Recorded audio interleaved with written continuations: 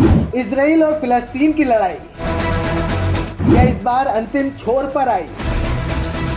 Hamas ने Israel पर हमला क्यों किया? जाने हर बार कैसे मजबूत होते गए यहूदी। कई लोग के जहन में एक सवाल उठ रहा होगा कि आखिर हमास ने इजराइल पर हमला क्यों किया। आपको बता दें, इन दोनों देशों के बीच जंग ये कोई पहली मर्तबा नहीं हुई है। आंकड़े बताते हैं कि जब जब हमास ने हमला किया है तो ज़्यादातर नुकसान उन्हीं को ही उठाना पड़ा है। हमास, इजराइल और फिलिस्तीन, आइए समझते हैं कि आखिर इस जंग का पूरा मामला क्या है।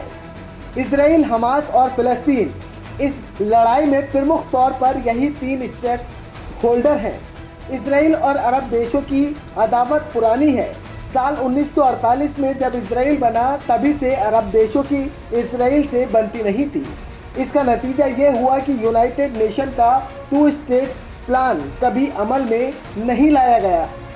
2 स्टेट प्लान संयुक्त राष्ट्र ने फिलिस्तीन और इजराइल के विवाद खत्म करने के लिए किया था, जिसमें यहूदियों के लिए इजराइल और फिलिस्तीनियों के लिए फिलिस्तीन का प्रावधान किया गया। लेकिन इतिहास गवाह है कि जब जब इजराइल पर हमले हुए, इजराइल ने मुंह तोड़ जवाब दिया।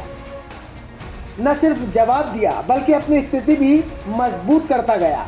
फिर चाहे 1967 का 6 दिन का युद्ध हो या फिर 1973 का अरब इजराइल युद्ध, हर युद्ध में इजराइल भौगोलिक तौर पर अपना आकार बढ़ाता गया, फिलिस्तीनियों की ज़मीन पर कब्जा करता गया और फिलिस्तीनियों की ज़मीन खिसकती गई। 1990 का दशक आते आते इजराइल और फिलिस्तीन में बातचीत का दौर शुरू हुआ। एक तरफ बातचीत के जरिए विवाद खत्म करने का प्रयास किया जाने लगा, दूसरी तरफ मुस्लिम कट्टरपंथियों ने 1987 में हमास नाम का एक संगठन की शुरुआत की। अंग्रेजी में हमास का मतलब इस्लामिक रेजिस्टेंस मूवमेंट है। दरअसल हमास का मुख्य उद्देश्य फिलिस्तीन को इजराइल से आज़ाद कराना था। 1994 में इत्तेफाक से यहूदियों का त्यौहार पुरम और मुसलमानों का रमज़ान एक ही दिन पड़ गया। तब एक यहूदी कट्टरपंथी ने मुसलमानों की भीड़ पर फायरिंग कर दी। इसके बदले में हमास के आतंकियों ने आत्मघाती हमले के जरिए धमाके शुरू कर दिए। इस घटना के बाद भी ओस्लो समझौते पर बातचीत जारी थी।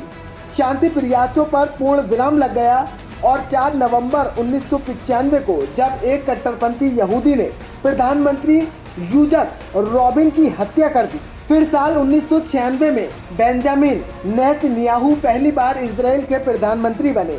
नेतन्याहू ने सख्त रूप अपनाया, सिक्योरिटी विद पीस का नारा दिया और ओस्लो समझौते को मानने से इनकार कर दिया। इधर हमास ने फिलिस्तीन की राजनीति पर धीरे धीरे कब्जा कर लिया। हमास के आतंकी मुस्लिम भाईचारे के नाम पर फंड इकट्ठा करते रहे हैं और इसका इस्तेमाल इजराइल के खिलाफ करते हैं। आत्मघाती हमलों से शुरू हुआ हमास का आखिरी सफ़र अब रॉकेट तक पहुंच गया है। इस पूरी खबर पर आपकी क्या कुछ राय है? हमें अपनी कीमती राय ज़रूर दीजिए।